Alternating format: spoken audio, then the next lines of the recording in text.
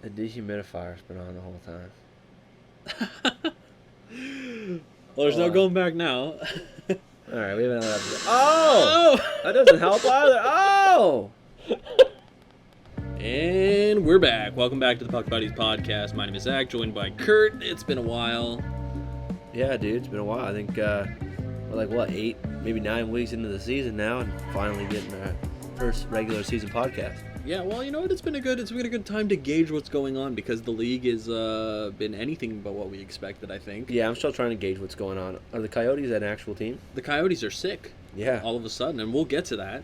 We'll get to the actual hockey talk, but I think first, maybe unfortunately, we kind of have to go over the non-direct hockey news that's surfaced in the past couple of weeks, beginning with the man himself, Don Cherry. Yeah, unfortunate to see him go after such a long time. That's something we agree on, I think, is that it's an unfortunate situation. Yeah. He's been on TV for like 35 years doing Coach's Corner, and he was a staple to everyone's Saturday night. But unfortunately, what he said was unacceptable, and they had to let him go in the grand scheme of things. Yeah, I mean, the saving grace to the whole situation is that it's probably been a long time coming. It has. I mean, I truly think the game has outgrown him. The way he looks at the game is something, pre-04 lockout. Oh, yeah. His actual analysis aside, you can see a play and you'll be like, oh, Don Cherry, he's going to love that. But, in the grand scheme of the actual game, it's not that important, or it's not the way the game's played. I mean, the game's outgrowing a lot of things and a lot of, maybe coaching styles as well as we'll also get into. Yeah, it's, the game's forever changing and people aren't adapting properly within the sport, it looks like.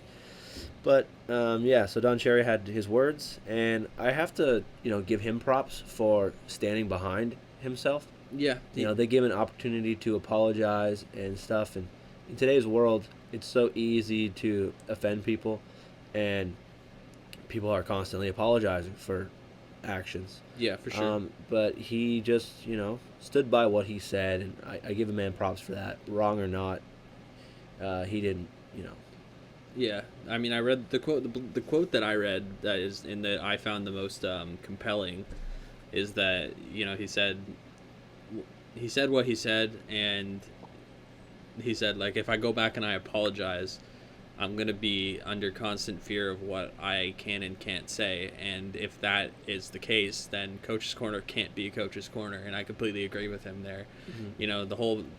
People like to see him wearing his stupid suits and getting red in the face over stuff that seems pretty menial in these days game, or in today's game. At the end of the day, you can't say things that you said a few years ago, even 20, 30 years ago.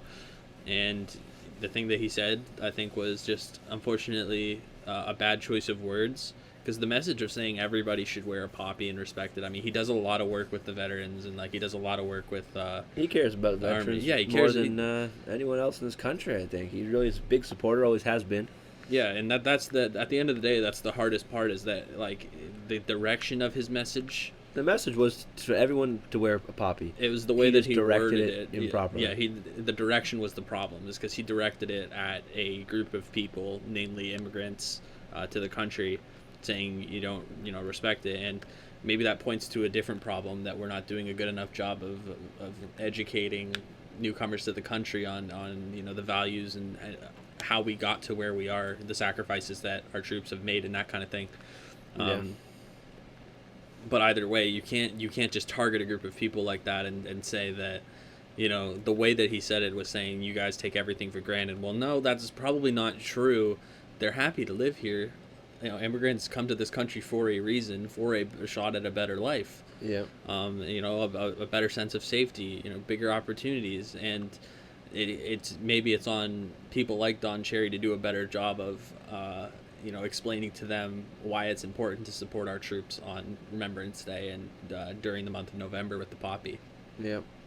It didn't take him long to get back in the game, though. Oh, yeah. He's got his own podcast up and going now. It's called The Grapevine. Yep. With him and his son are doing the show, and I believe his grandson is producing it. And yeah, he kind of just talks. He used to have a radio show back in the day. It's called the same thing, yeah. Yeah, and they're just basically playing old clips from that and just talking about that. And it's all right if you are a fan of Don Cherry to listen to that. But at least he's keeping himself busy, Yeah. I wouldn't want to see this happen to him and then him just kind of like roll over, Yeah, I think if I was 85, I'd be ready to be bored. Yeah. But oh, that's pretty much that's the Don Cherry incident that that's happened. So it's a unfortunate day for hockey fans, regardless of which side of this you stand on. You see whether I stand with Don Cherry, I support him, or whether you're like, yeah, he definitely deserved to be fired. I think that there's a lot of middle ground that people are kind of forgetting that. You don't have to jump on one side or the other side of the fence. Everything these days with how social media is so polarizing. You have to pick a side and you got to fight. Like, that's not how it always has to be. Sometimes you just look at a situation for what it is. And I'm on the side where, Don Cherry's been a staple in my life forever, and I love Don Cherry. But at the same time, I see how the game's outgrown him, and it's time for him to be off TV anyway. So. Yeah, so it's fine. So let's move on to the second most polarizing story of the season so far. Mainly because Toronto media always blows up everything. Yep. But the firing of Mike Babcock in the middle of the season here and with multiple years left on his deal. So the big point there is that he's rolling in money for the next 3 years plus to come, regardless if he gets hired. Yeah. He was the highest paid coach in NHL history. He turned the franchise around. I think we can agree on that. They were a dumpster fire for how many years? Yeah, they missed playoffs his first year there, and they had a losing season. And next thing you know, they're contenders in the playoffs. Contenders up until they meet Boston in the first round. Boston's just out-of-worldly.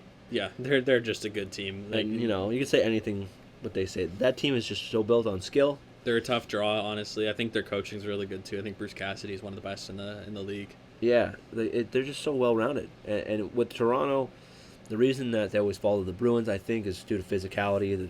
The Maple Leafs have none. They're just 4 lines of skill and real grit. They did pick up a guy like Jake Muzzin kind of brings that on the back end for them. But when your staple defensemen are guys like Morgan Riley, he's a puck-moving guy. He's not a guy who's going to bruise people up. Your next best prospect probably... and then looking at last season, they had Zaitsev. He's pretty much not gonna destroy people in the corners. Yeah. You had they had Ron Hainsey maybe last season. I can't even remember. Yeah. They did. They just didn't have a lot of bruisers, and they need a fourth line, checking line, and they don't. They want their fourth line to go score goals too. Yeah, well, now they've kind of turned that around a little bit. I mean, they got Freddie Gauthier. He's a big body. He's not afraid to finish hits. That's besides the point. We're here to talk about Babcock. Yeah, and we're actually, honestly, by talking about the team, we're kind of giving him a little bit of credence in the sense of like what he said at the end of last year's playoffs, where he kind of essentially threw the entire blame onto the management for not getting him his precious right shot defenseman. Oh no, poor Mike. Yeah, well, yeah, that's the thing is he's kind of always blamed roster construction, and I don't think him and Dubas had been getting along. Yeah. For that reasoning, but Babcock needs to show his squad that he's got their back and take some blame for things, because it kind of they probably think poorly of him when they see what he's saying out there. Oh yeah, and he gets that's the thing. When you're playing under Mike Babcock, every time he gets in front of a podium, you kind of sit up a little more straight. You tighten up and you tense up, and you're hoping that he's not going to be throwing you under the bus, because he's the last coach who's going to wear it. Yeah. When it comes to big losses and stuff. His ego has ended up being too big for the game, I think. I think it just kind of ended up biting him in the rear end towards the end of this run in Toronto. Yeah, I think the reason, it was time to cut him off is I think they realized the reason this team was losing was him. And, things weren't working out with winning games there, and they realized it's not the players. I think everyone had kind of turned on him at this point. So, I'm surprised Marner didn't turn on him day one with... Yeah, when the accusations there came out, Marner had to make a list of hardest working players. Yeah, and as a rookie guy in a locker room on a team that you're not sure you're going to make. Yeah, that's kind of, embarrassing, and that'll hurt you. You look at the other stories that have come out, too, of his time coaching in Detroit, where, Detroit leadership group was not exactly happy with him. They went to Ken Holland on a couple of occasions and said, look, we need something to happen. And Ken Holland was just like, look, we're winning games. We're getting results. We want a Stanley Cup. Like, I don't know what you want from me. Yeah. This guy's a gold medal winning coach. Regardless of his methods, at that level, you take wins as they come. And you take success with whatever it costs at that point. Unfortunately for Toronto, success wasn't found, and it was costing them a ton of money and a ton of favor with the fans. I mean, everybody was calling for his head, and it was time for him to go. I mean, I think they made the right decision to take him off the job. They bring in Sheldon Keefe. And the first thing I said when they fired him was, it's too bad they got rid of DJ Smith. Yeah, he'd have been a good guy to have in this situation. I mean, his Senators are doing great for what you're expected out of them. I mean, people expected them to finish like maybe second last with the Red Wings under them, maybe. Yeah, I figured they would be dead last, trying to get a nice draft pick, but they've been playing okay, and I think DJ has a lot to do with that. Yeah, I agree with that. The Leafs bring in Keefe, and they looked like a whole different team. It looked like they're having fun out there. They're doing well. I mean, they literally clapped the Red Wings so hard the other day. Tyson Barrie on the board with, ever since Keefe comes in, he's got 5 points in 3 games, 3 of which are goals. Yeah, Barrie was the one big factor for me that had upset me all season was his deployment. They're not playing this guy properly. They're not giving him enough ice time. Yeah, and I said Barrie needs to be on the power play. Yeah, as a Morgan Riley fantasy owner, it did kind of like take me off when he started doing well, because now Riley for the last like however many games has been kind of taking a backseat offensively to Tyson Barrie. They don't play on the same pairing, but it's good that they finally got him activated the way that they need him to, and Sheldon Keefe's coming in, doing what he needs to do. Babcock needed to go, and I think Toronto made the right decision. I mean, this is the time of year where you have to look at your team and you have to evaluate. You say, what kind of team are we? What kind of team are we going to be come April?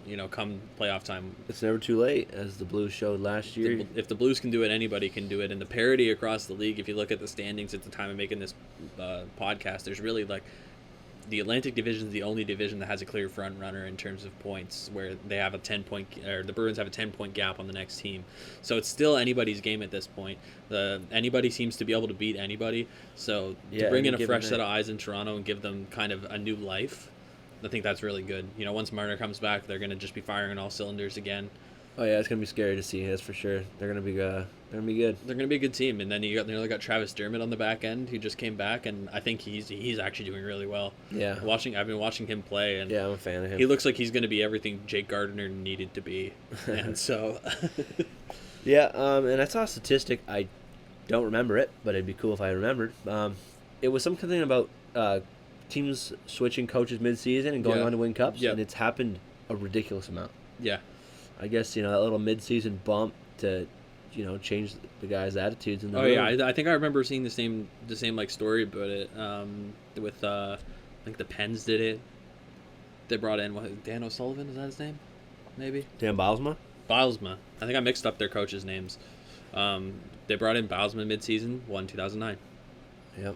Like it's last year. Yeah, they're just they make the switch in St. Louis, boom, win a cup. It's that easy. So it's that easy, eh? It might be that easy for Toronto. I mean, hopefully, if we look. Who's gonna sign Babcock and win the cup?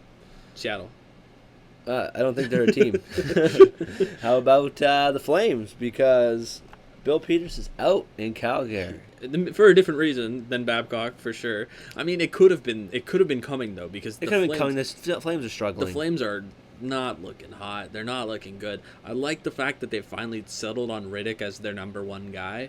Yeah, because he's the kind of guy, and like he wears it on his sleeve, like, and I love that about him. He wins a shootout, he celebrates harder than any goalie I've ever seen, maybe barring Peter Mrazek in his early days. And the fact that you've got a goalie on your team who's willing to get as fired up as he does, he thrives on that, and his ability, he makes one big save, that's going to lead to 3 more big saves. And of course it's a double-edged sword, because he lets in a bad one, he's going to let in another bad one in this game probably, and it can get rough for them.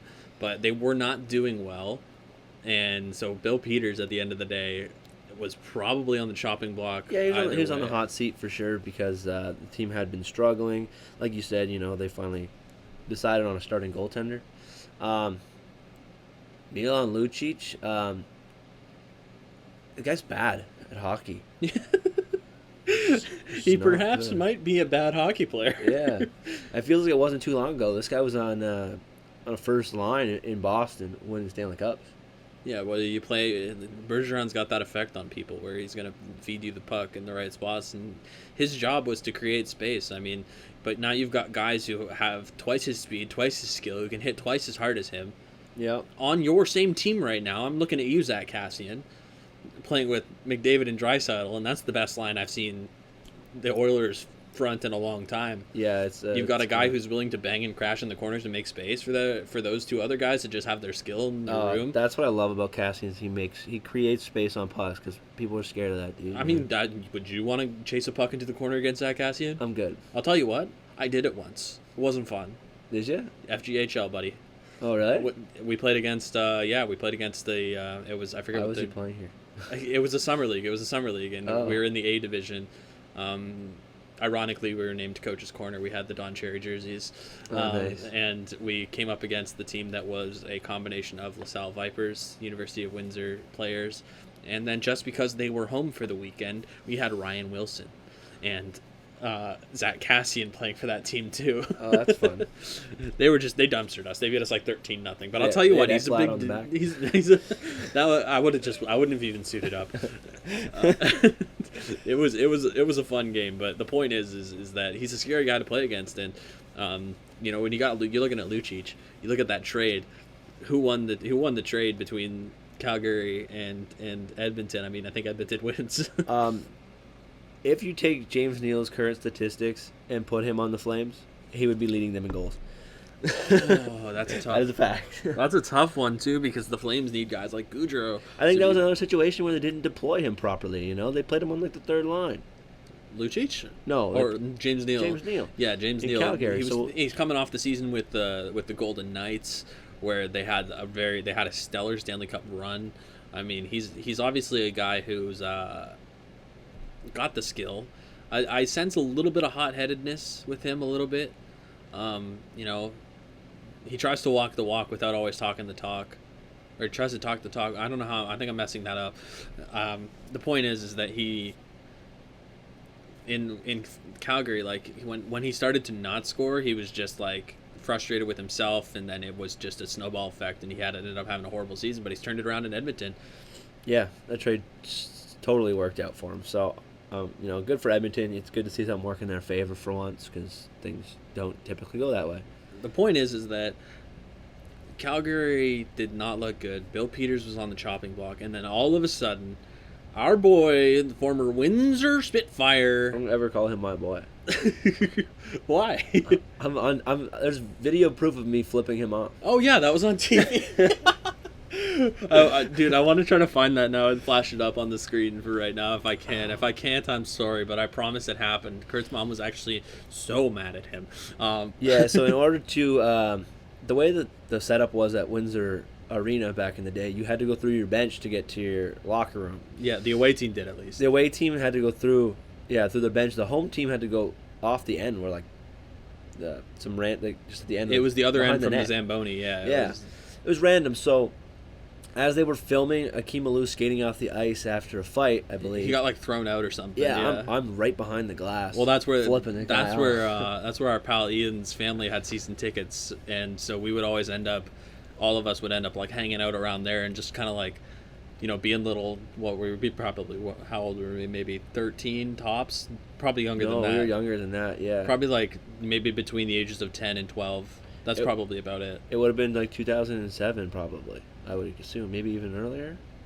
7, 6. Yeah, so we would have been between 10 and 12 years old, sitting behind the other team's bench, and we were being the little hooligans that we were at the old Barn Windsor Arena. If you ever been there, you know what we're talking about. And TV Kojiko pans over to the bench as he's getting off the ice, and what do you see? Kurt Buddy right behind the bench, both fingers up. Yeah, double fisting him, flipping him off as he's getting off the ice. I think you said some choice words too. Probably you were screaming at him. It was hilarious. It was fun for the whole family. Yeah, I think the whole city of Windsor, or at least the Spitfire fan base here, was not a fan of him due to a fight that happened in practice. When he was a Spitfire with Steve Downey. Steve Downey. Yeah, which forced the hand of the Spitfires to have to move one of them, and Akeem Alou got the short end of the stick.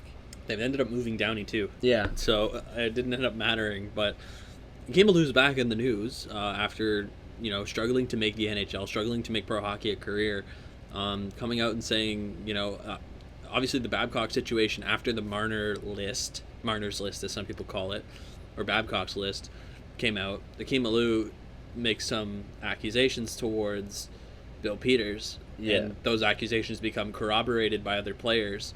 So once other players are saying, yeah, that happened, then Bill Peters in the hot seat because he had said some very inappropriate choice words about a decade ago, and some racial slurs towards Alou when they were playing in the AHL. Yeah, it was with Rockford. Yeah, sure. Something like that. I can't remember, but it was Bill Peters was in charge of the team, and he said some choice words to Akeem. Had him sent down. Had him sent to the ECHL, where his career just died. Yeah, it just pitter-pattered out from there, and apart from a couple of preseason games with the Flames, Akeem Alou never saw NHL time, barely saw AHL time, and so he comes out with these accusations that Bill Peters has said these things. Obviously, in today's day and age, with how we saw Don Cherry's incident get handled, this is like a tenfold to that, because Don Cherry's was, for lack of a better term, Don Cherry's was kind of indirect racism, where he wasn't, being specifically racist to any specific one person. Yeah. This was Bill Peters dropping a racial slur to a black hockey player. Yeah, and this is, it started as accusation. It wasn't like Don Cherry's where it's on TV.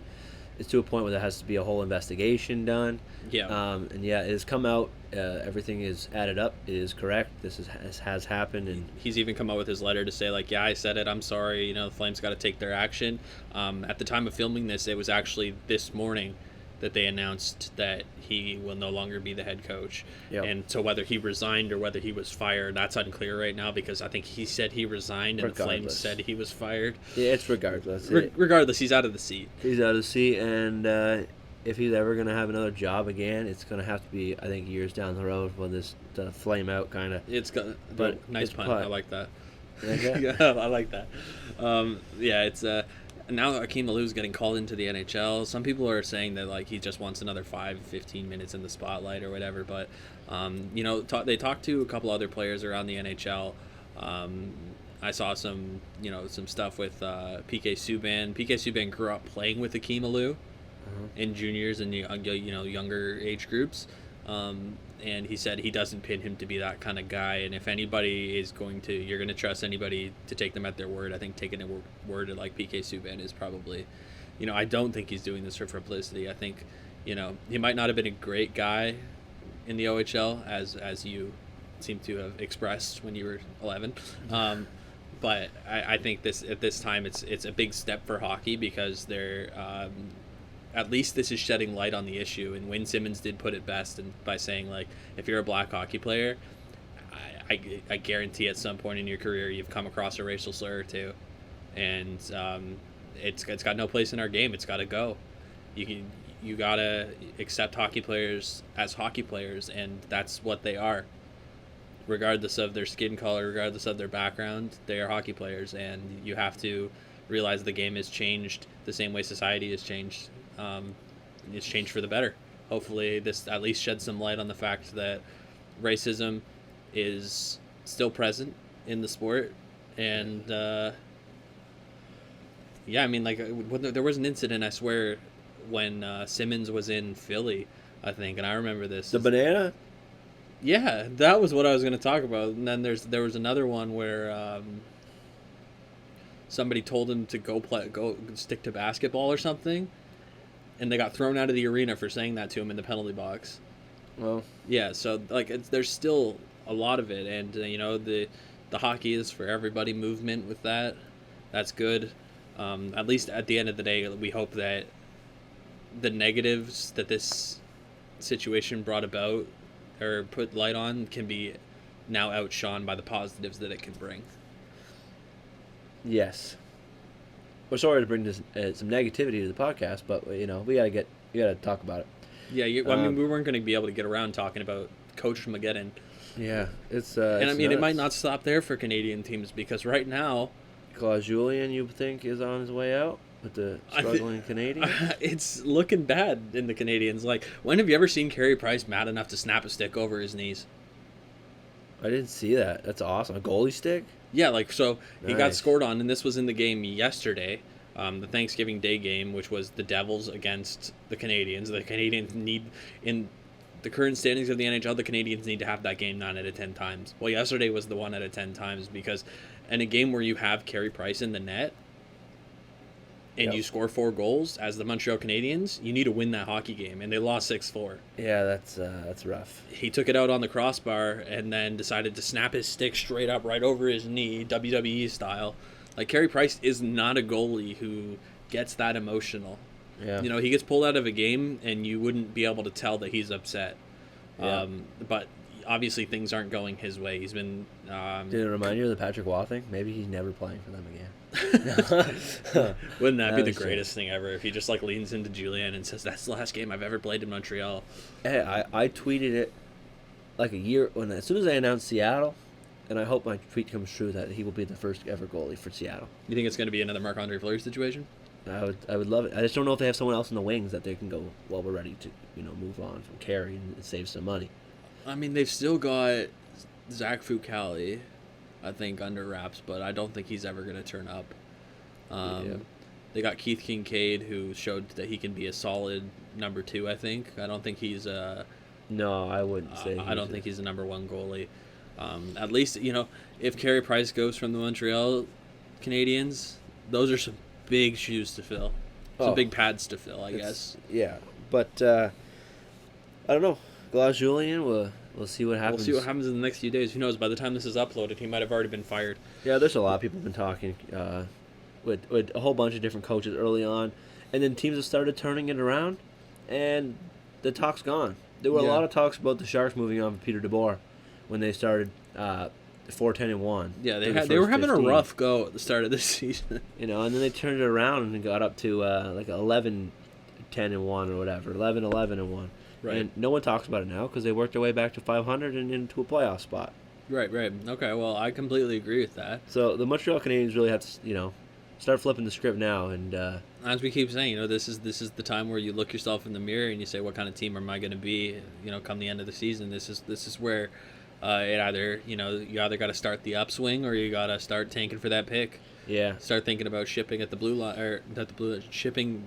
Maybe shipping blue line guys, but shipping at the deadline and seeing who you can dump and maybe get some picks back and restructure for the next years to come. You just gotta. It's the time to figure out. Montreal's got enough young guys in their core, I think, that they could, they still have enough chance to make something of this with your Max Domies, your Jonathan Drouins. Thomas Tatar has found himself a home where he can call himself a solid goal scorer. I have looked back at all of those trades, and they've on the winning end of all of them. Yeah. They've done a great job. The next step now is to get in the playoffs. Convert. Yeah. Do something with it. So.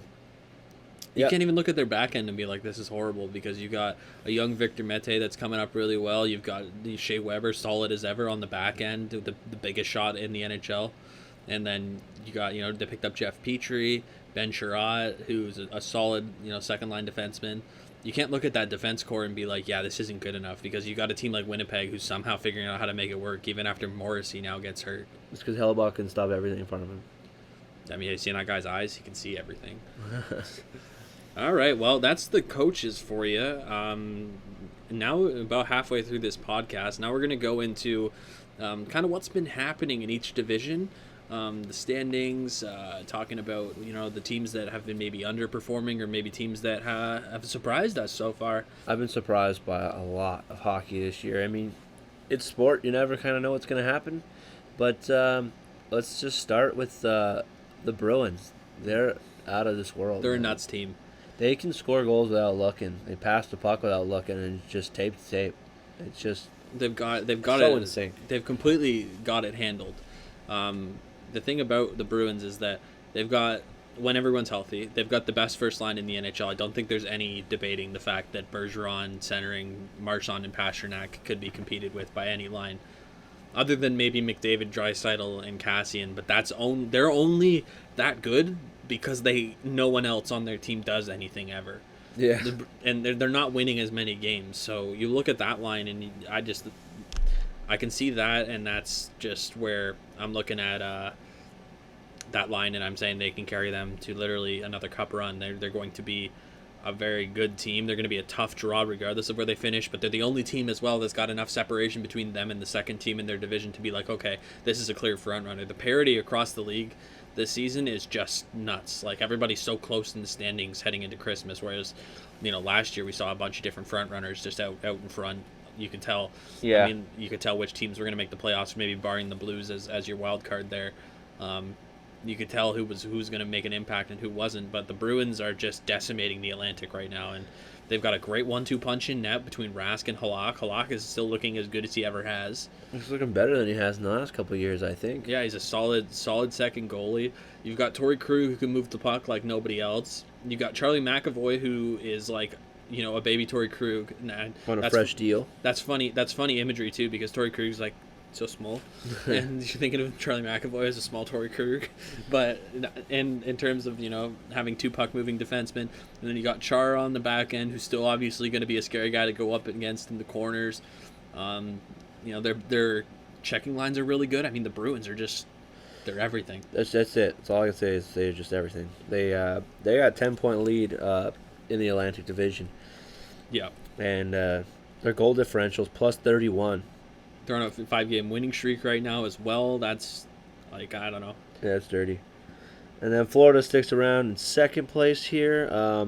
Their goal differential is terrible, so they're just sneaking out these wins because I know Bobrovsky hasn't been doing much for me in fantasy. Yeah. But this team's winning games here. I can agree with that. Bobrovsky signed to that ginormous deal to play in Florida, and everybody had the idea that at the end of the season, Panarin, Bobrovsky, or both were going to end up in Florida just because of that tax-free status. Yep. These Russian guys are just going to make that money and then head off to do whatever once they're done with their careers. But the Panthers are sneaking wins.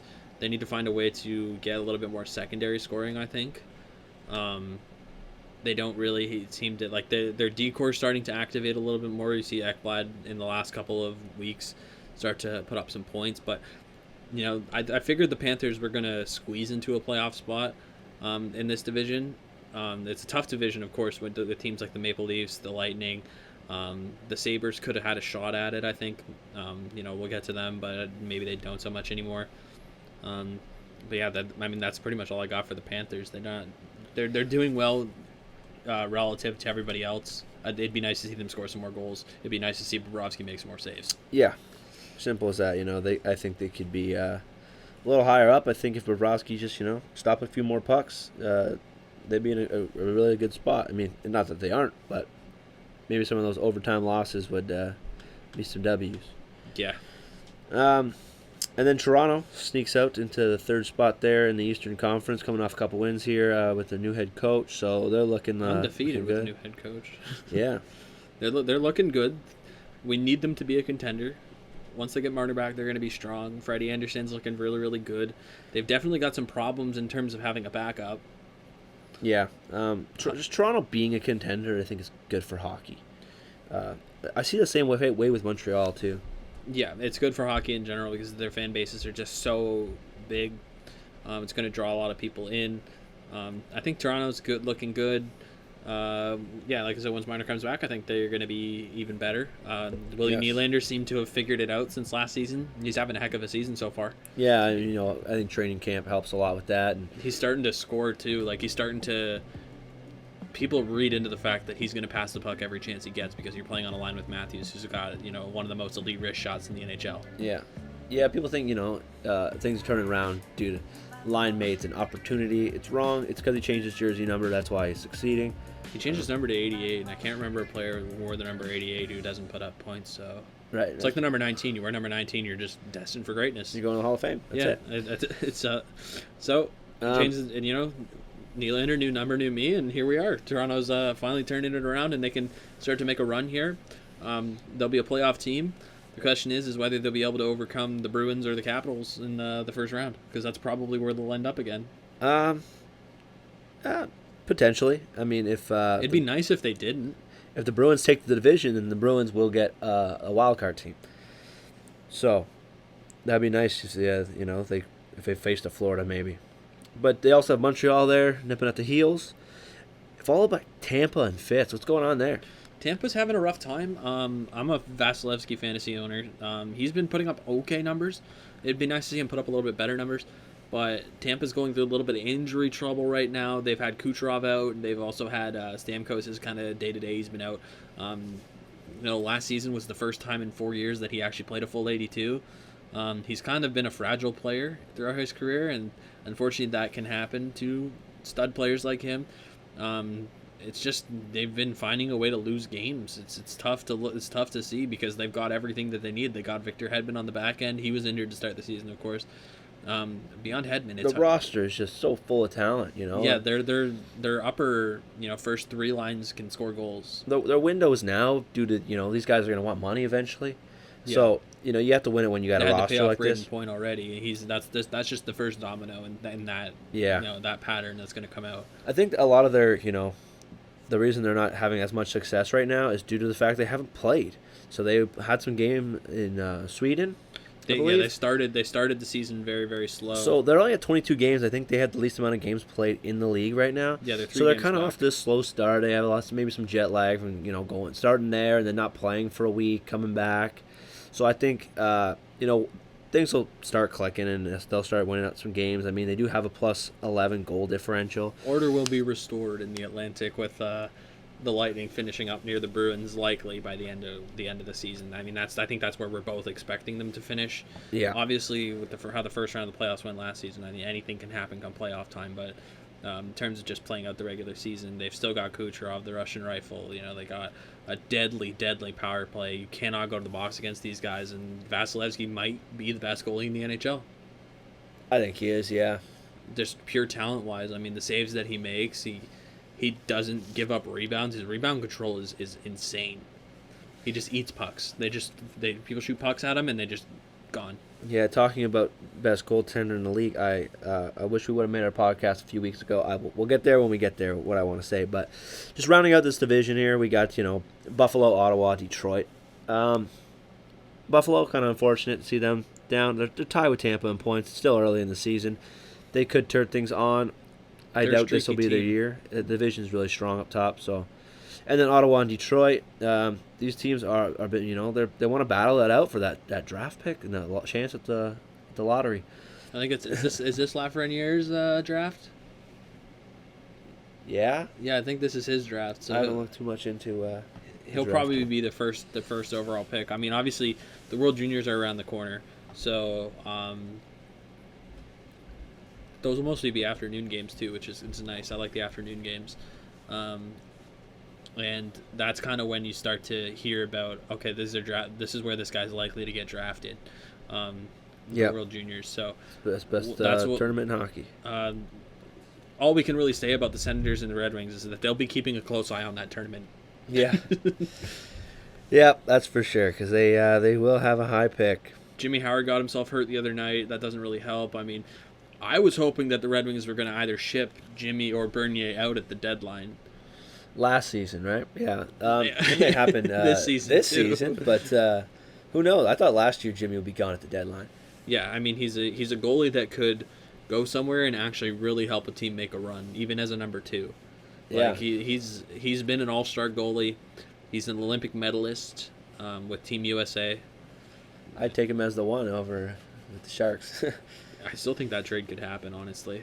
Yeah. Sharks have a little more cap flexibility this year than they did last year. So I mean, the Sabres a little disappointing, but they're a streaky team. They're a team full of streaky players too. That's it. Their power play will just go nuts for like a week or two, where they're just scoring every time. And they'll just win every game. And then their power play can't convert on nothing, and it's like they're jumbling lines now, and it just kind of falls apart. Yeah, for a bit. if you got Skinner playing on your second line, I think you're in trouble. Yeah, that's an issue there. I am very impressed with Victor Olofsson, though, the rookie. He's been doing well. He has been doing well. I'll give you that. Jack Eichel still looks really good. Yeah. I know they got some struggles there, and they had taken Olofsson off the first power play, but he has found his way back there. So hopefully things will start working out for them. Yeah, I hope so. Yeah, that's pretty much the Atlantic Division. It's a shuffle right now, but things will settle out, I think. The top 3 teams at the end is of the season, given where we are right now. We'll probably do another podcast with more predictions as the season unfolds. But looking at it right now, I see the Lightning climbing up into a 2 or 3 spot, and then probably if the Leafs can keep it up, they'll be in a 2 or 3 spot as well. Yeah, I would assume you're right there, and then maybe they could Panthers if they can. The Panthers could take either of those spots, though. I could see them as a wild card team or missing completely, truthfully. And it's all in the back of Bobrovsky. If he can play for what he's being paid, then they might make it. Yeah, they might just do it. Yeah. They don't got Reimer anymore, so it's not like they got somebody they can fall back on. I mean, we've seen Montembeault come in. I think he's their rookie goalie, and he hasn't been exactly stellar. So, that's the Atlantic. The Red Wings suck. The Senators also suck, but they're putting in a couple wins lately. I mean, DJ Smith's done well for him, I think, the new coach there. At least the problem is that they've been stuck in the sort of like we need to rebuild phase, but they're not actually doing any rebuilding. It seems like they're dishing out a player. I mean, they lost Bobby Ryan he's going into the NHL's I think it's like the substance abuse program. Yeah, it's their player. I forget what they call it, but basically, it's for substance abuse, whatever it may be. We hope he has a successful recovery. Of course. All the best to him. I think that's a really hard decision to make as a player, and obviously, if you're in a situation where you need the help like that, it's a big decision to come in to make that decision for him. And just looking at the Senators, other than that, they're just finally starting to look like they're putting their young guys to use.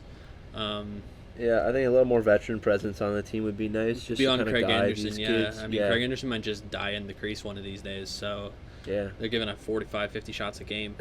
On to the Metro. Yeah, we should give ourselves a round of applause. We got one right. We said that Washington would win the division, and they're currently in first place. Hey, we did it! Yeah. You had the Islanders second, right? I think I had the Pen second, probably. See, I had the Pens missing the playoffs this year. Yeah, you're crazy. They're without Crosby now, and they're still doing all right. So Gensel's nuts, dude. Yeah, he's literally proving that he's not a factor of the Chris Kunitz effect. He is not he's a good player. If you're not playing with Crosby, then you don't get it. Yeah, the point is that the Kunitz effect is that Chris Kunitz was an overrated player his entire career because of how much he played with Sidney Crosby. Yeah. And Gensel's proving that, okay, put me with Gino, put me with whoever, I'm going to put up points. And he's putting up points. He's making hits. He's making plays. He is really stepping up in the absence of their leader. And the Pens are doing well as a result. I mean, they're 6-1-3 in their last 10. They've won 3. The only surprising thing about the Penguins for me is Matt Murray. You talked about this in the last podcast. Which Matt Murray are we going to get? Yeah, that's. We're not getting the good one. No. Tristan Jarry's looked better than him, and that's a problem. Yeah, no, I don't know. Like I said, Matt Murray. Which one are you getting? Because he's shown two sides of who he can be, and they need the better Matt Murray out there. Completely agree. Yeah. So the Penguins, they'll probably be okay here. Isles, but we skipped over the Isles. The Isles, baby. No, they haven't played many games either because they were just like Tampa. Dude, they come back from. They were on that trip, right? Yeah, pretty sure. They come back and they're just lighting it up. They had a 17 game, I believe, point streak. 17 consecutive games earning at least 1 point. Yeah, and they're a good team. That's how you do it. That's unreal. Felt bad for Robin Leonard on the exit, but Varlamov's been good. Yeah. Grice has been great. That's the greatest thing I've ever seen. These two guys, they always talk about, goalie splitting time. These guys, every other game. It's back and forth. They go back and forth every single time. And it's awesome. They're just winning it's great games. For my fantasy team. Yeah, that's awesome. Great for my fantasy team. Looking at their forwards, though, Barzal's been doing well. You got Anders Lee putting up points. You've got you got a bunch of guys just putting up a bunch. Brassard is having a year. Brassard's starting to turn it around. I mean, hasn't been exactly amazing in his recent years. People always thought that he was going to be like a great number 2 center to, you know, put up a lot of points during the season, and he's kind of like fallen off of that path. Mm-hmm. You know, their defenseman, I think Adam Pelech is his name. Yep. He's been really impressing me with his play. He's just very shut down. Like, every time a guy rushes him one-on-one, he knocks the puck into the corner and then wins that battle. And it's just having guys like that on the back end that you can rely on is really important. Yeah, I think the strong suit for this team has been, you know, their defense and their goaltending. You keep pucks out of the net, you got a chance to win games. No matter who you got on the front. I mean, yeah, Brock Nelson having an okay season. Like, the thing is, they don't really have any like superstar players, and yet they're making it work. Yep. Yeah, it's nice to see a well-rounded team from top to bottom like that do well. Could you imagine they bring in a star player deadline time? You think, what if you know, Taylor Hall? If they just bring him in deadline, you think that would be a reunite good Hall for and them? Eberle on the line? Wouldn't that be cool? Because the Devils sitting last in this division. You'd think they're going to move Hall. They're going to move Hall because he will not be returning. I believe he's come out and said that. So you expect him to be moved at some point this season? I don't know if he directly said that. I just think his inability, or like him dodging, the way he's been dodging the question, people are like, okay, yeah, he's not coming back. Yeah, I think he needed to see something this year to want to come back. And that's the thing, is that like the clock is, he's still a relatively young guy. Compared, I don't even know how old is he now, like 25, 26? I think he's 28? I think so. Okay, so the clock is ticking. Like, yeah, he was drafted 10 years ago. He wants to get something going here in his career. He's been with Edmonton, who was trash his entire time there. Yeah. Now he's with the Devils, who have been trash the entire time he's been with them. At least he's been able to be the guy in a couple different cities, but he wants to be the guy in a city who's going to win. Yeah. And so, yeah, I mean, that's a good point. Like, the Isles could probably bring in Taylor Hall. And just, like, thinking about a line of, like, Barzal centering Taylor Hall and Jordan Eberle. I mean, Eberle's going to feed both of them the puck. Eberle's going to be in a spot beside the net where he can always put it in. Barzal and Hall breaking up the wing together, like, the speed of that kind of play. I think that'll be a nice fit for him, but I also thought of another city that could use him. A team that's currently first in their division. Okay. What if the Edmonton Oilers trade for Taylor Hall? To get him back? That could work. Right? It could definitely work. It would give Ryan Nugent-Hopkins somebody to play with on the second line that might actually... Yeah, I'm real excited. I'm more excited to see where he ends up more than I was with Stone last year, because this is huge. This is going to be a huge with Taylor Hall where he ends up. Yeah. The Isles are doing really well. The Hurricanes, they're doing decent as well. I mean, the Metro is looking really good comparatively to the Atlantic, and maybe it's just because the Atlantic's so shaky right now. I mean, you go from this, from like the second spot to the sixth spot here in the Metro, and it's just like at the end of a week, it could be completely different standings here. If the Rangers won all their games and the Islanders didn't, it flip-flopped. Yeah. But, and then you got Columbus and New Jersey at the bottom. I think that's... I don't think we really need to talk a whole lot about the rest of these teams here. We might as well just move on. I mean, like, I'd like to give the Hurricanes, like, a little bit of a thought. I mean, I think they're bringing in Reimer's really good for them because they still got, really good 1-2 punch in their net. They got Dougie Hamilton, who's doing really well on the point. He's really kind of turning into the star defenseman that everybody thought he was going to be. Back in the day, took him a couple teams to find it, but I like the Canes. I like them pushing for a wild card spot, even maybe a top 3 spot. Yeah, I had them slated at the start of the season to make the playoffs. Like I said, I had Pittsburgh out. So, I can see this happening. I can see this team clicking once again. Svechnikov looks really good. Oh, yeah, the guy's a star. He's banging bodies, dude. He's just all-around really good player. I got to give a shout-out to my Flyers. I don't want you guys to make the playoffs. I don't want you to get embarrassed round 1. Yeah. I'd like you guys to just tank at the deadline. Maybe if you could chip out Voracek, that'd be really cool. Gostisbehere's overrated. Carter Hart needs more time. I think they have some nice pieces there in Philly, and they can turn it around. It's kind of like I think it was a mini rebuild.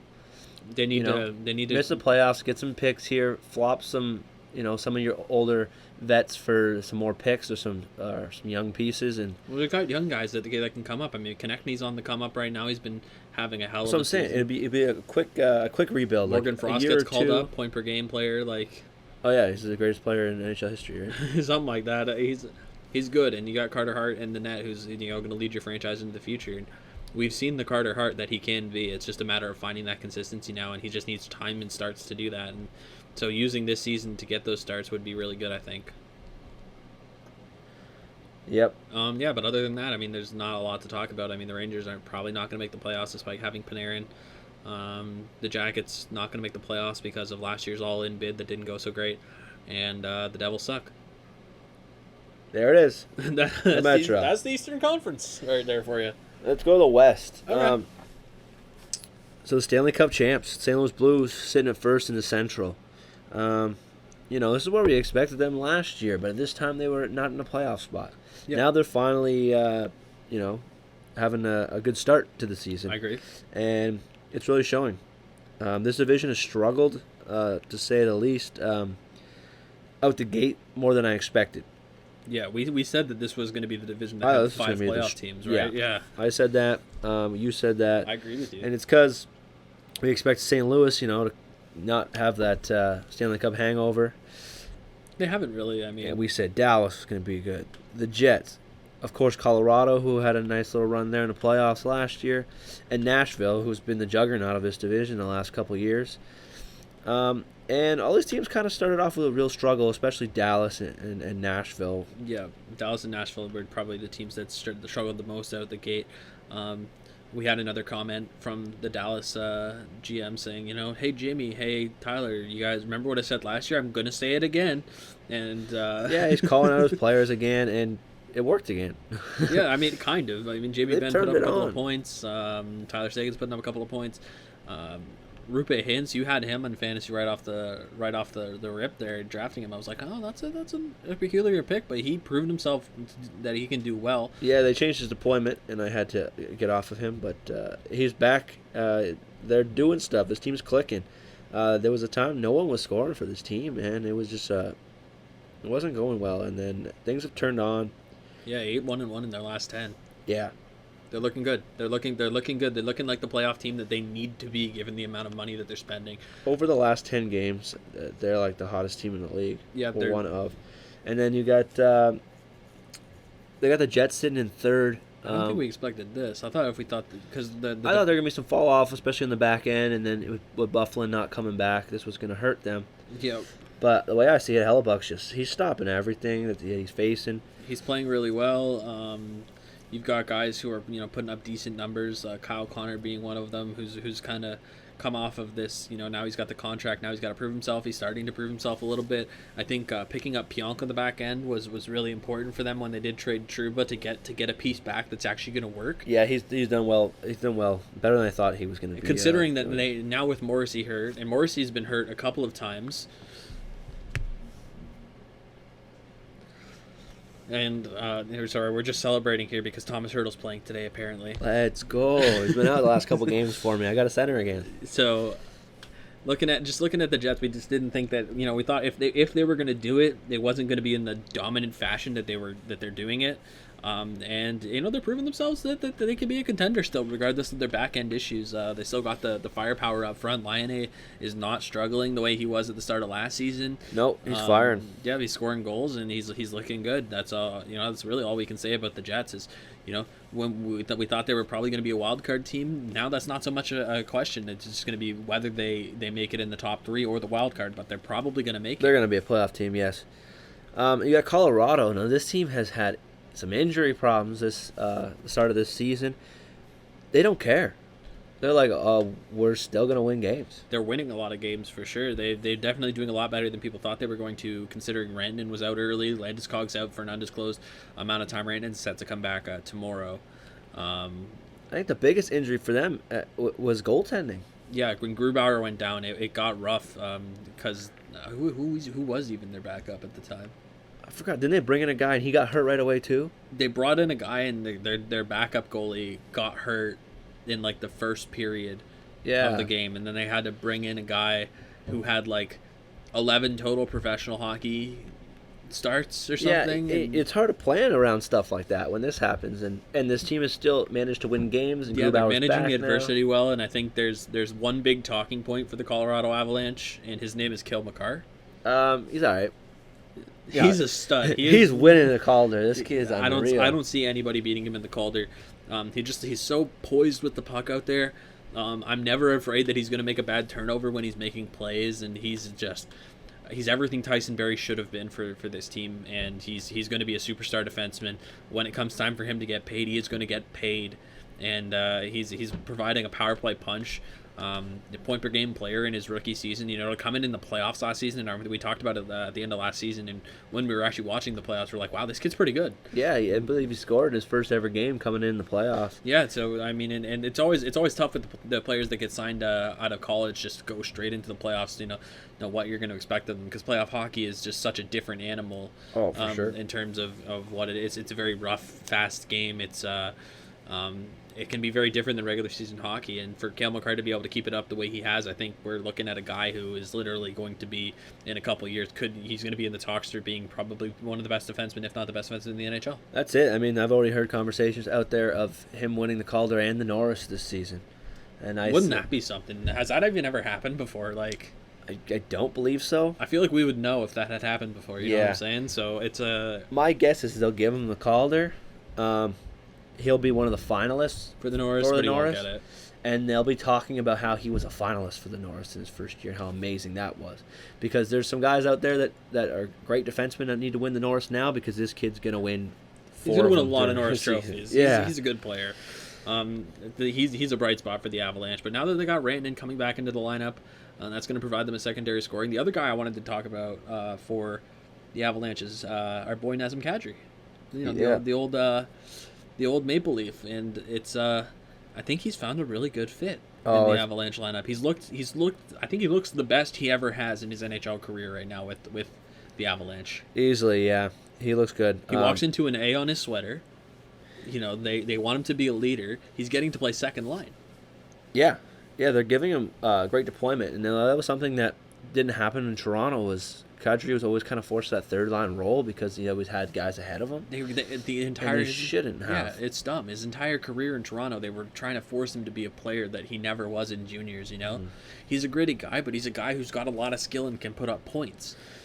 And I think it's better off for him being in a situation where there's not as many cameras in his face and not as many reporters there, because the market for their hockey is not as large as Toronto. Yeah, and it's you make a mistake, you're not going to wear it for the next week in the media, and people aren't going to be shouting at you on the street. Yeah, I think having that and is better for him. Just being able to focus on the game and having fun. I mean, that's big for him, and be able to play the second line. I mean, I'm happy for him. I'm happy that worked out for him. It's a trade that we thought Toronto probably won right off the rip, but looking at the way Kadri's performed, I think it's good. Yep.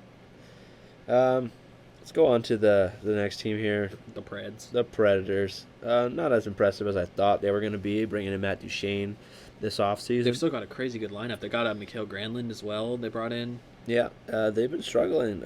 They've been scoring, I believe, but not winning games. Rene's had a rough go these last couple. Yeah. He's been just getting older. He's just not looking as sharp as Pekka Rinne once was, and they've been, kind of relying on him on the back end just to not be a question mark for them in their lineup. And it's good that UC Saros is coming out and putting up the numbers that he is, because he's been, on all the UC Saros starts, he's been looking really, really good. But then you get Rinne, who's letting in floaters, and it's not coordinated. I mean, their back end, losing Subban was kind of, it's kind of tough. Now you've got your, Roman Josi, who I think is a great player for them, good captain for the team, but I don't know if he packs the offensive punch of somebody like Subban. So now who's your number one offensive defenseman? Currently, Josi leads the team in points.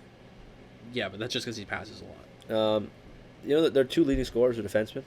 Ryan Ellis. I was going to say, I thought Ryan Ellis was like, he's like your top offensive D guy. That's a problem. I feel like that shouldn't be a thing. Yeah, you need to get some of these guys up front. Like, don't get us wrong. We grew up watching Ryan Ellis, and we love the guy. Like, I love Ryan Ellis. I'm just saying you need some forwards to start scoring here. Yeah. Why is all your points coming from the back end? So you look at their top lines. You got Philip Forsberg, Matt Duchene, Ryan Johansson. Victor Arvidsson, who's proved that he can put up points. They brought in Mikael Granlund, who can put up points. They are, the third and fourth line's just not looking as strong as it has in years past. I don't know. The Predators are looking like if they're going to get into the playoffs, it might be a wild card. And the thing that sucks is that if they get in as a wild card, the Preds' first round is a rough draw for anyone. Yep. Because they can just turn on the Jets at any point they want. They got, a guy like Ryan Johansson on their second or third line right now. Yeah, they like you said, they're gonna turn on the Jets. They could be playing the Jets. No, that could happen. That could happen. So yeah, this team, they'll be fine. I think they'll be in a playoff spot, and things will look up. I'm a little disappointed with Chicago this year. I kind of thought they were gonna have a little resurgence. Patrick Kane came on really hot at the end of the year last year.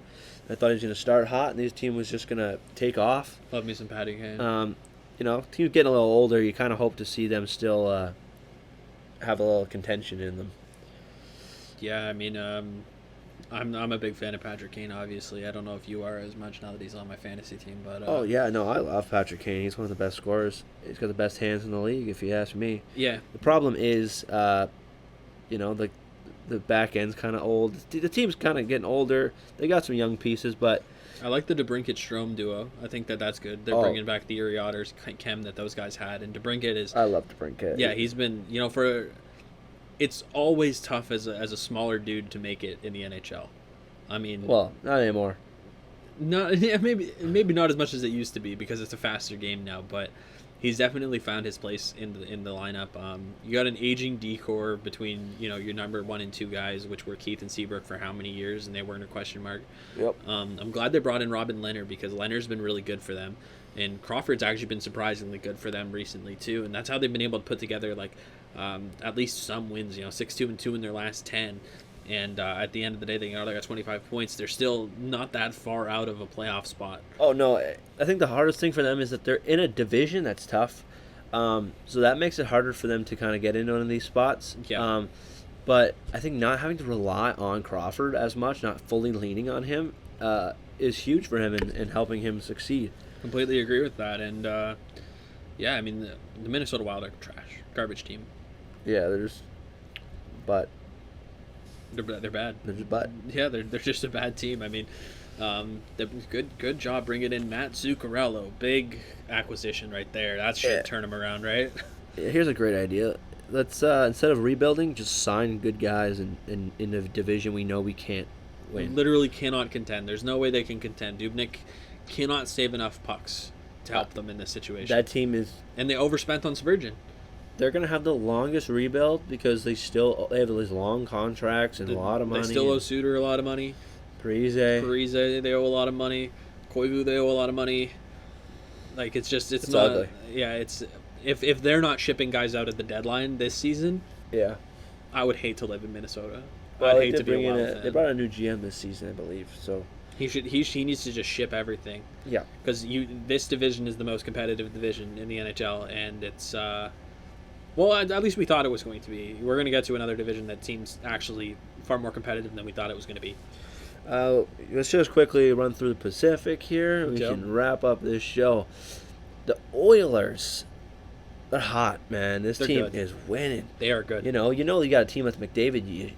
You should be some winning games, but last season this wasn't the case. At least now they are. But Draisaitl is having an amazing year alongside McDavid. Yeah. And this team they're winning. They're actually finding a little bit of secondary scoring. Bringing in James Neal was big. We talked about that a little bit earlier. Yep. They did that. They did that double swap where they swapped Neal and Lucic, and then they swapped Talbot and Smith. Smith's been good. He's better. He's been better on Edmonton than he ever was on the Flames. Yep. And so having him to back up Koskinen is good. The goalie's probably still going to be their biggest question should they make the playoffs, and the other question is, are they going to be able to keep this up, or do we see in their near future just like a mid-season collapse? It could happen. It could happen. It's a fragile balance that they're in here, leading the Pacific Division, but it's good to at least see McDavid on top where he deserves to be, right? Yeah, absolutely. it's good for the league when the best player in the league is winning succeeding. games. Yeah. Dave Tippett, I think, has been huge for them, bringing him their new coach. I mean, they've tried Things are how kinda many different clicking. coaches with this group, with this core. They've just slotted one coach in. Oh, that didn't work. Let's try another guy. Yeah. It seems like they finally found a guy who's able to work with the talent that he has in front of him. Yeah, let's see if they can keep rolling here. That's the question. Yeah. Next, how about the goaltending in Arizona? What? How does that? Who would have thought? Darcy Kemper. Darcy Kemper. Well, you thought that. I did think that. You thought that. Trashed me at the start of the year. Yeah. He's Kemper is. Let's say Kemper's got a temper, and he's kind of a fiery goaltender, but not as much in the positive way that David Riddick is. I think he's at least making saves, and he's a goalie who can steal you games. And I don't know if anybody ever really thought he was going to be that kind of goalie. It's hard with a team like Arizona because they just don't get a lot of coverage. It's hard to tell who's their up and comers. Yeah. You got guys like Connor Garland and Vinny Hinostroza who are putting up decent numbers for them, but you're like, where did these guys come from? They've got a decent bang 'em up, a couple of third lines. Lawson Krause putting up tons of points or tons of hits rather, in the hitting categories, and their decor's okay. Jacob Chicken finally looking like a little bit of an offensive power. Still got Ekman Larson, who's still a really good defenseman, all things considered. I mean, Arizona, they bring in Phil the Thrill, who's done nothing. Not very thrilling, but at least you brought somebody to your team. This team's winning games because their defense and their goaltending. They're stopping pucks, and when you're stopping pucks, you're in every game. Yeah, I mean they're literally stealing games off of other teams, and you would be very surprised probably by the fact that they've got the best goal differential in the Pacific. Yeah, who's seen that coming, eh? Yeah, so I mean, now looking at the third team, I mean, there's not what else can we really say about the Coyotes other than the fact that nobody expected them to be here, but here they are, and that's it. Round of applause. They might make the playoffs. I think they will make the playoffs at this rate. They could fall off. No. Everything's no, they won't make the playoffs? They will not make the playoffs. I think they might. Because I think that a lot of these teams lower down in the division have yet to hit the next gear. Oh, yeah, like your Sharks, of course. Of course. Next team in third, Vancouver. They brought in a lot of pieces in the offseason. I kind of just brushed them aside for the most part, said it's not time yet. It might be time, though. But, at this point in the standings, we're all really close. It's a three-way tie for third in points here. As we mentioned at the start of the podcast, the parity across the NHL with the ability of, anybody being able to beat anybody, it's really hard to tell, even at this point in the season, who the front runners are beyond Boston and maybe Washington. Yeah, I mean, the Sharks are down in sixth, and with a victory tonight, they could jump all the way to third. That's how close this division is, and I mean, looking just at the point spread between this division and the Central, we might have our prediction flipped. We might see two wildcard teams come out of the Pacific if this sort of parity continues throughout the season. Yeah, you're right there. That's true. Now, so we have Edmonton, Arizona, Vancouver, and a team people probably thought was going to win this division, sitting in fourth with Vegas. Vegas has had some troubles. They've struggled a little bit. They were winning early on, and I think they've kind of hit a little speed bump.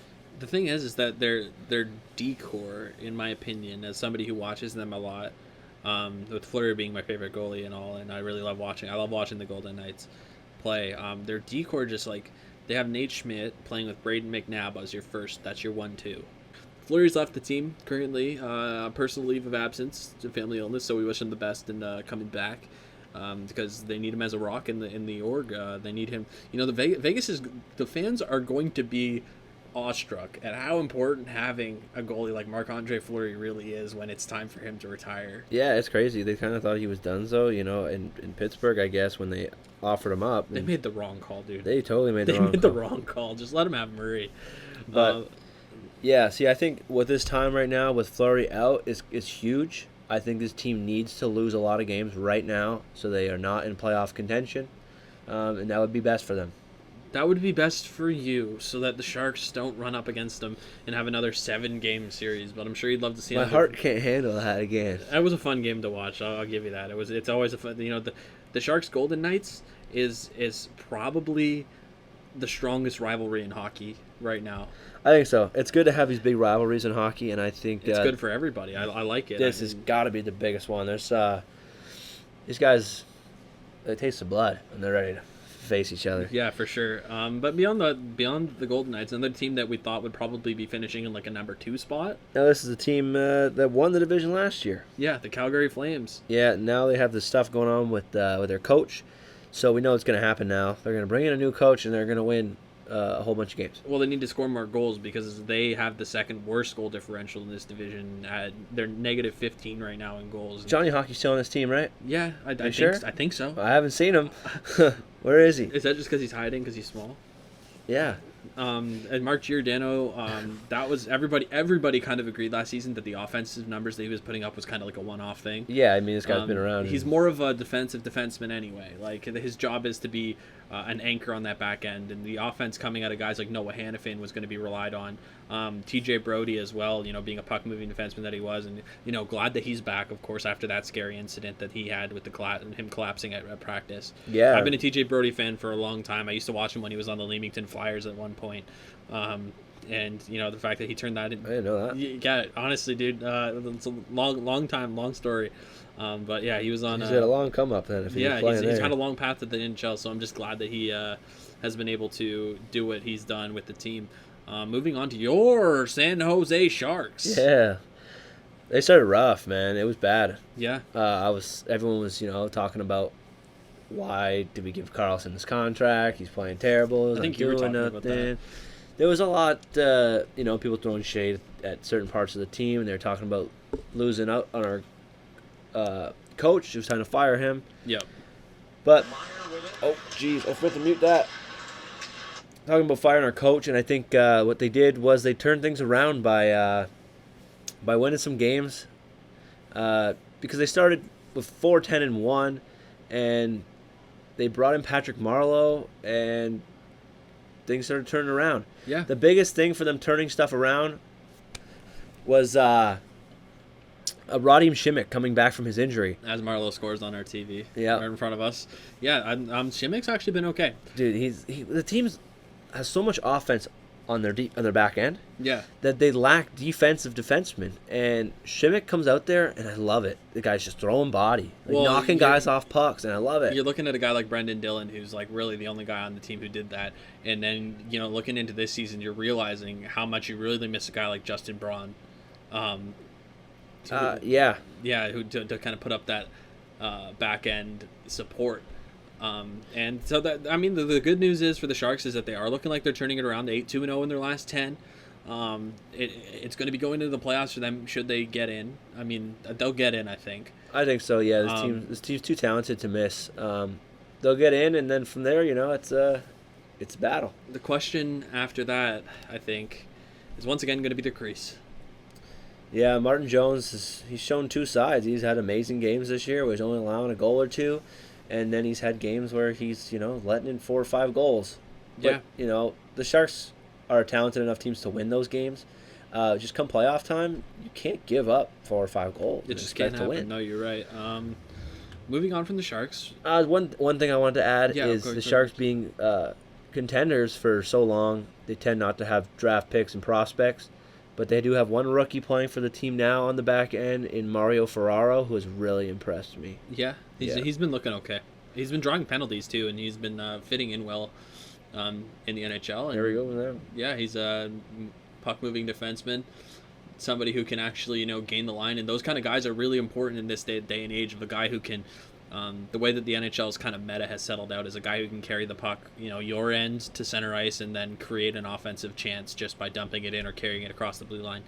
So that's important. Of course, moving on to the bottom feeders of this division would be the Ducks and the Kings. Okay, now this is what I mentioned earlier. I wish we would have done this podcast 3 weeks, maybe 4 weeks into the season, because in our preview, I said the Ducks are going to win we're going to win some games just on the back of Gibson alone. And they did. And they did. They were coming out hot, and it was all because of Gibson, and then they fell off, of course. But I I really wish I could have rubbed it in your face when they were doing okay. Wouldn't that have been nice? Yeah. Yeah, the Ducks, it's a rough go out there. They don't have, I mean, they're giving their young guys a little bit of a chance to get going. You know, losing Corey Perry, that's definitely a leadership thing in the room. Their defense looks okay. I don't really see any promise there. The team has to go through a whole transition here and kind of move on from guys because Getzlaf is getting older and it's time to, shift leadership, So you can keep Getzlaf, of course, but you kind of have to hand over the reins to some of the younger kids so this team can continue to be Sam Steele successful. Looks okay. I mean, he looks like a guy who can definitely be a future, player for the team. Similar situation with the Kings, I think. Who do they got for the future?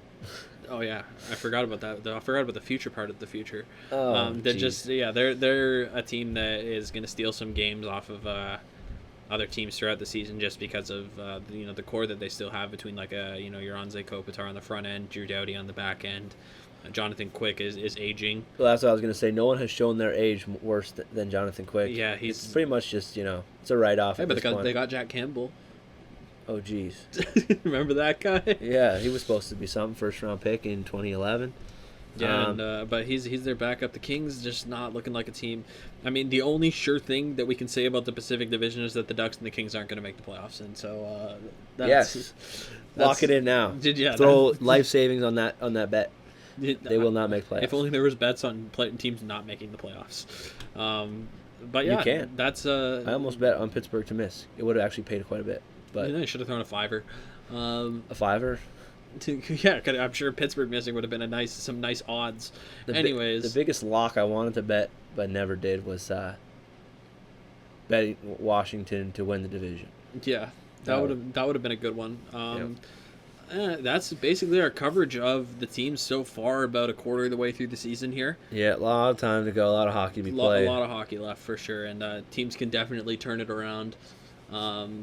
And there's if you want to throw in a couple of odes to some fantasy players that have been doing well, or maybe some good pickups, a waiver wire for some people. I mean, I got some definite guys who are worth. Well, then you should do it because you are in first place in our league. The PVFHL, of course. Yes, we have the Puck Buddies podcast has a fantasy league, and as I expected, Zach is running away with it because he is just the guru. I was sitting fourth until I had a rough week last week. I'm down to, I think, sixth right now, but there's still a lot of time left, and with 8 teams making the playoffs, I mean, there's no one's getting a bye, so no one's going to have it easy. It's going to be about making moves, and I think with a lot of guys starting to come off the IR here, now is kind of a chance where you can pick up a guy on free agency, a guy on the back end. If you're looking for secondary back end points, Tony D'Angelo from the New York Rangers has been putting up a lot of points lately. And he's actually a guy who went in Pasternak's draft ahead of Pastrnak. And he's finally starting to kind of come into his own. So if he's a free agent in your league, I would take a look at him.